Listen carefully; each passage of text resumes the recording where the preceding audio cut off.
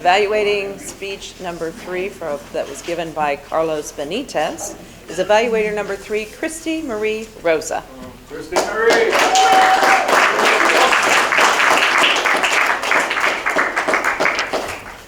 Good morning, Toastmasters. Morning. And happy birthday, Carlos. Uh-oh, I forgot my hat. I'll be back.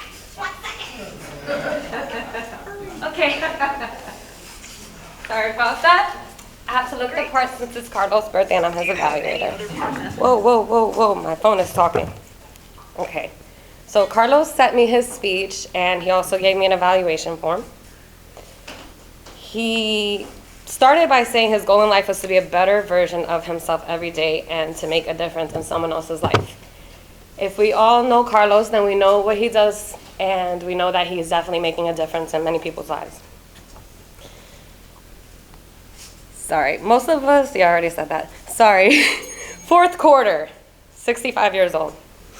I appreciate the breakdown and frankly the hard truth that most of us do not live to be 100. At least just Roy in this room. Your speech was very visual and I can imagine you and your wife catching the early bird specials and making sure that you guys sign up for those benefits. I thought the story of you instigating your way into getting a UPS job was super cool, and getting a cheesecake from the QVC lady. That must have felt really awesome. Your speech overall was about storytelling, and in that you told us a story. You opened us up to how it is that we tell stories and addressed how as Toastmasters it is very important that we master this quality. Lastly, you mentioned Jesus and how he was the master storyteller. That part made me think. Sometimes we judge people who boast, but that is what Jesus did.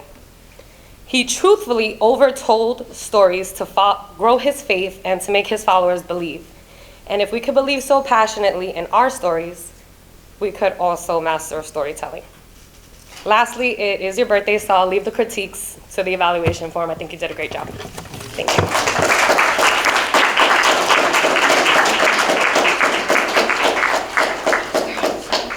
Thank you, Kristiemarie.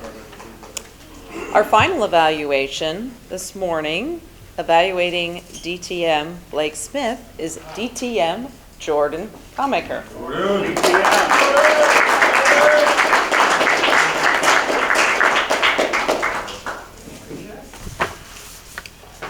Where's my hat?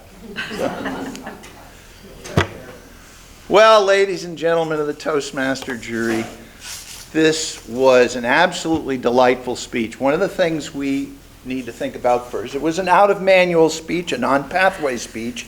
Blake has been on the road for several days. He was able to put it together yesterday and last night, and yet, what magic. What magic.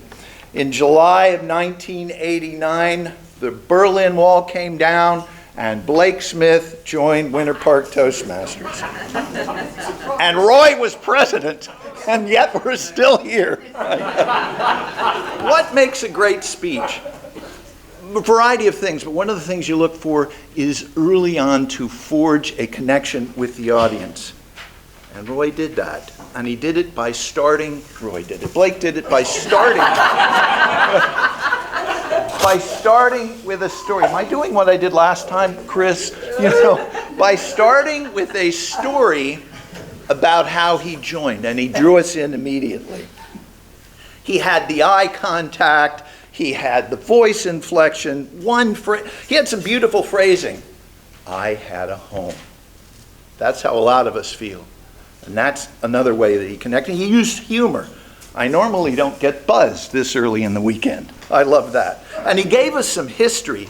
Blake got his job through Winter Park Toastmasters. I got my fiancée through Winter Park Toastmasters. It's a long story, but it's an interesting one. And from the same person that got Blake his job.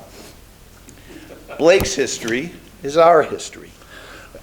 Very few things I can suggest. One or two, at the very beginning, just before he started, Blake was over here.